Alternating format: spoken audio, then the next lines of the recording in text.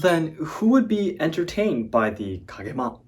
They were mostly monks at temples or women who worked at ogu.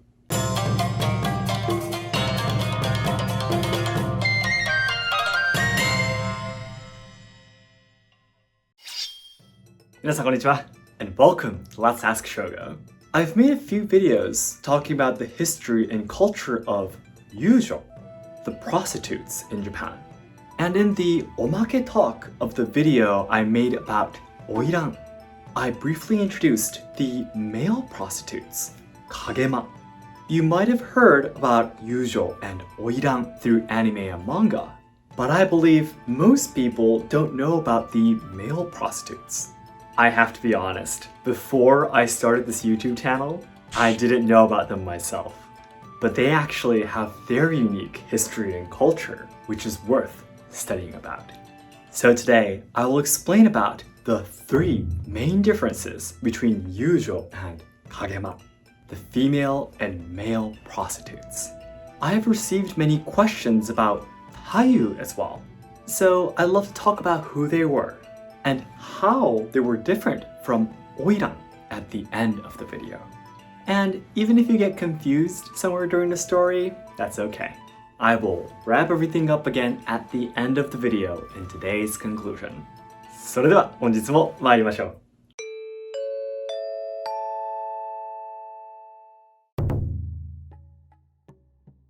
1. Their history. First of all, let's take a look at their history to understand who they were. The word Yūjyo first appeared in the Heian period, which is more than 1,000 years ago. It is said that their origins are Miko, the Shinto shrine maidens, who originally performed sacred prostitution as religious rituals. Yūjyo lived in places where many people moved through, like ship ports, to catch the travelers as guests. They ran restaurants and hotels for them to stay at. However, coming into the Kamakura period, their business started to be restricted by laws and became subject to taxation. In the Sengoku era, government-approved red light districts called yukaku were created in order to keep the Yūjyo in one place. The purpose was to limit the traffic of people, protect security, and control morals. The biggest and most famous yukaku was yoshiwara yukaku, that was located in present-day Tokyo in the Edo period. You might have heard of the name before somewhere in anime and manga. Yoshiwara yukaku, in its golden age, had the site area of about 66,000 square meters, and more than a few thousand Yūjyo were working there. 20 other yukaku also expanded greatly, and it became a typical entertainment venue and a cultural hub. However, once westernization started in the 19th century, yukaku and Yūjyo gradually began to be abolished because it was thought of as an embarrassment to the Western countries. The existence of Yūjyo was so deeply rooted in the Japanese culture that it did not vanish until after World War II in 1957, when a law called the Prostitution Prevention Law was dismissed. But many of the areas which were once considered a yukaku still have businesses where they entertain their guests. So the culture is not completely gone. Next, let's talk about the history of Kagema, the male prostitutes. Kagema have a much shorter history than the Yūjyo, and it is said that they first appeared only in the Edo period. They usually lived and worked at places called Kagema chaya. A customer will come to the chaya and order a kagema to wherever. The kagema that has been called on will provide his service at the named place. Some larger kagema chaya had rooms upstairs for the kagema's services. This name, chaya, is still used for places where you can meet the maiko too. It's an old way of calling a restaurant or hotel in general. The Kagema chaya was restricted by a law dismissed during the Edo period in 1842, and the culture completely disappeared after Westernization along with the yukaku and Yūjyo culture. 2. Who became them? Then next, let's take a look at who became the Yūjyo and Kagema. In most cases, those who became a Yūjyo were women who either herself or a family member had committed a crime, or a peasant's daughter who has been sold off in order to repay a debt. They were almost treated like slaves, serving multiple guests every day, with not enough food and rest. And most of them would eventually suffer from venereal diseases. Their average lifespan was only until the first half of their 20s. This is why some people call the yukaku and Yūjyo the dark side of Japanese history. By the way, Yūjyo followed a strict class system, and there was a clear difference in their treatment. This was meant to increase sales by letting the prostitutes compete with each other and make the customers look good when they order a higher rank Yūjyo. The top rank Yūjyo was called Oiran. Yes, Komurasaki or Kogetsu Hiyori appeared as an Oiran in the beginning of the Wano Kuni story of One Piece. The young girls, around 10 years old, working at a yukaku, will first do the chores for other Yūjyo or Oiran to learn their manners and the rules at the yukaku. They will also learn poetry, tea ceremony, calligraphy, flower arrangements, and how to play instruments like koto and shamisen as basic education they need to have in order to become a Yūjyo. Once they turn to about 17 years old, only the very few chosen ones will be privileged to become an Oiran. The Oiran was a special class, and it is said that they earned money as much as the higher ranked samurai. However, they needed to pay for all the items, such as their kimono to look gorgeous, and for all the servants and girls that took care of her.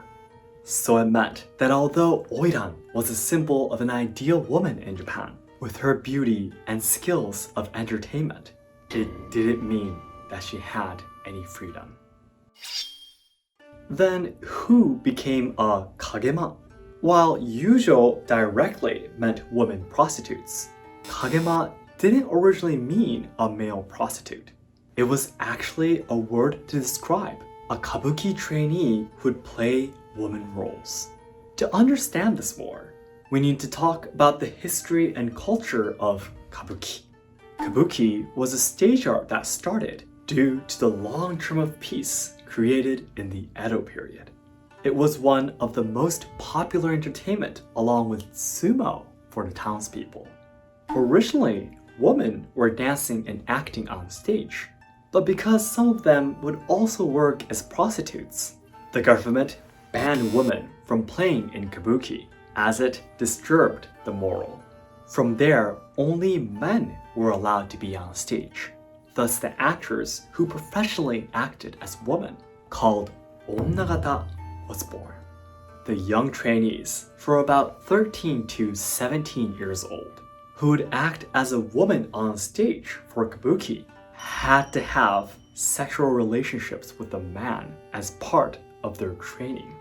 This is why Kagema literally means an area of shadow, representing a person who has not taken on any stage light yet, or in other words, still under training.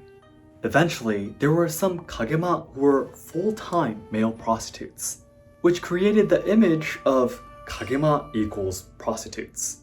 As far as I've done some research, it seems there were no rank systems among the Kagema, and there were no Kagema that were treated as slaves either. So the Yūjyo and Kagema were both prostitutes, but they were people in very different situations. 3. Their customers. Lastly, let's talk about who were the customers of Yūjyo and Kagema.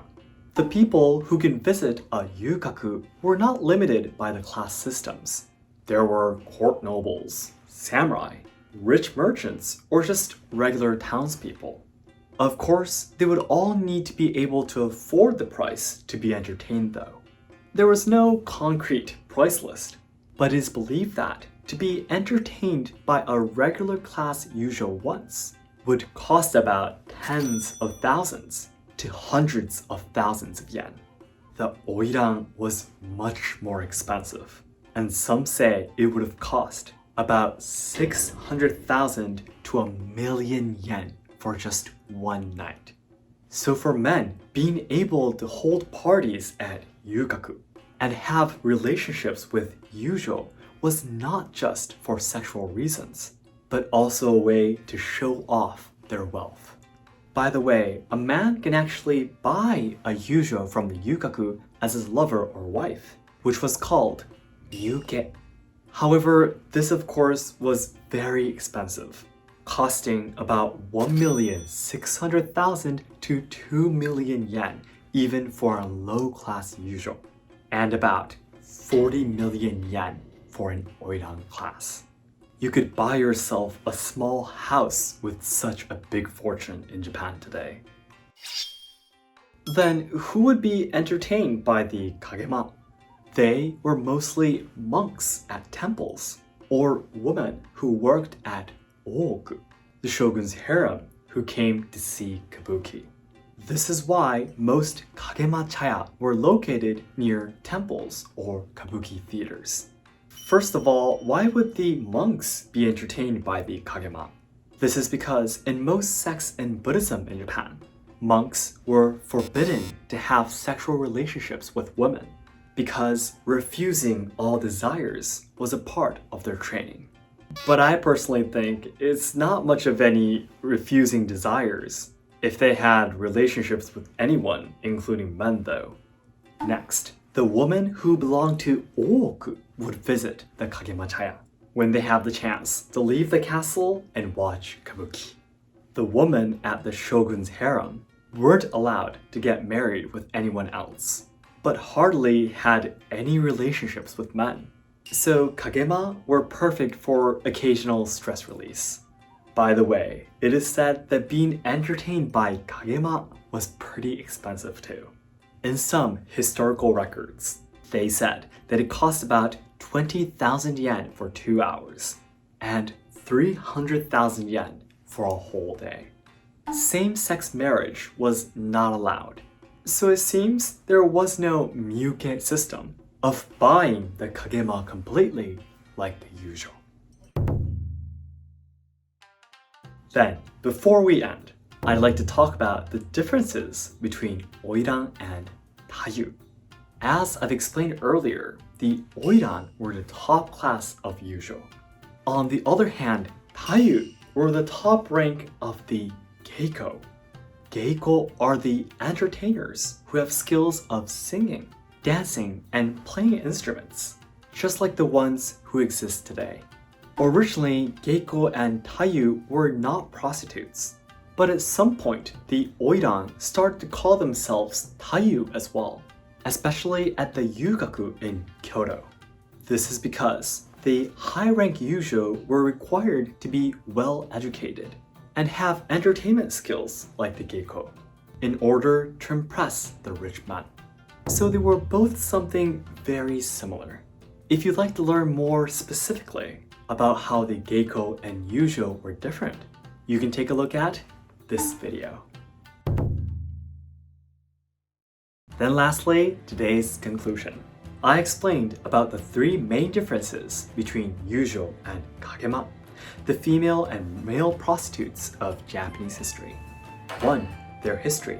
The term Yūjyo was first born about 1,000 years ago, and their origins were the Shinto shrine maidens who performed sacred prostitution as religious rituals.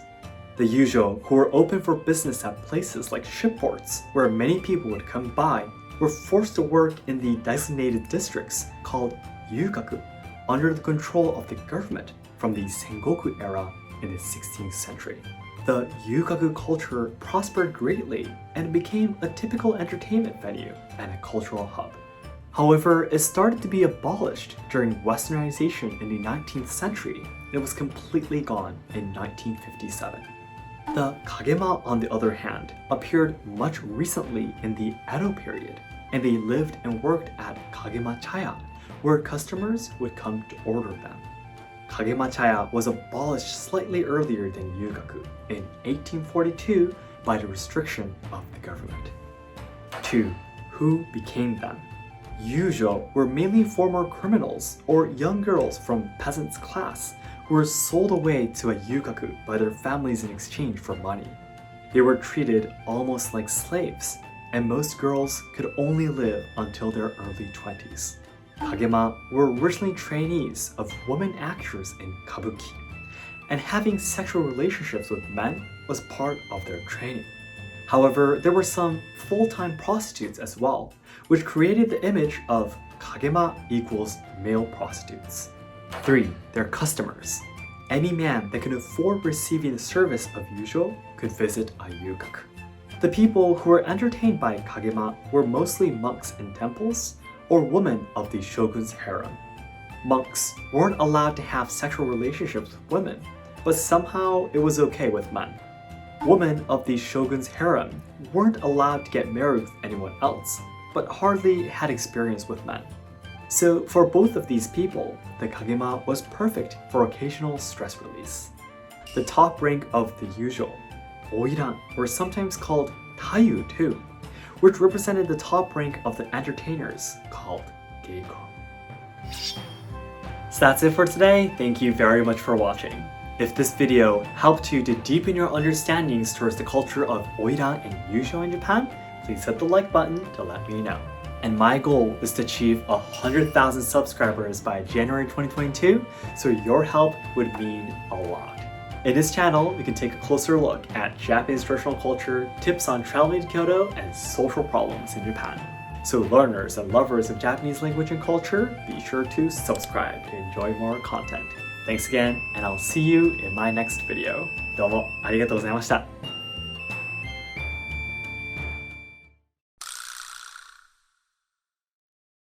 Everyone, once again, thank you very much for watching this video, and welcome to the Omake talk. So, those of you who've been looking forward to this video, thank you so much for waiting. As I said in the beginning, when I made the video about talking about Oiran and the Oiran walk, the Oiran dochu, I said in the Omake talk that I'll soon make a video about Kagema in the future, and it wasn't that soon, so and I really appreciate you waiting for me. And as I studied more about Kagema to make this video this time, I found out that, the relationships, love between men, among men, is a really big part of samurai culture. You might have heard of, a powerful samurai like the first samurai of the three heroes in the Sengoku era. Oda Nobunaga actually had relationships with one of his servants, was a young boy, and other famous all samurais too. And it's believed that this culture already started in the Heian period over 1,000 years ago, and it was especially very important in the Sengoku era, during the Civil War era. And the whole culture is actually called Shudo actually. So there's even a name to the culture. And of course I knew about this, but I didn't know that it was something that's like so important before I started studying about it. And I found a couple of books written about the Shudo, the love between men, and it's really a side of samurai culture and history that I haven't been able to study much about yet. So I've searched about 3 or 4 books. I'm going to be taking a look at one of them each, and if I find anything new or interesting to share, I'll definitely talk about that. So the Shudo, unlike the Kagema is kind of like a service, right? You get paid and such. The Shudo is just simply love between men. So this is a completely different story. And yeah, I would definitely want to study about it and explain about, the effects towards Japanese culture and everything. It's very, very interesting. Alright, so everyone, thank you very much for watching this video. I hope it was interesting. And yeah, I've made quite a lot of videos already about the Yūjyo, yukaku, and Oiran and such, but if there's anything else that I've left out, please let me know and I'll definitely study about it. And yeah, I'll hope to make a video someday. So thank you so much. ありがとうございました。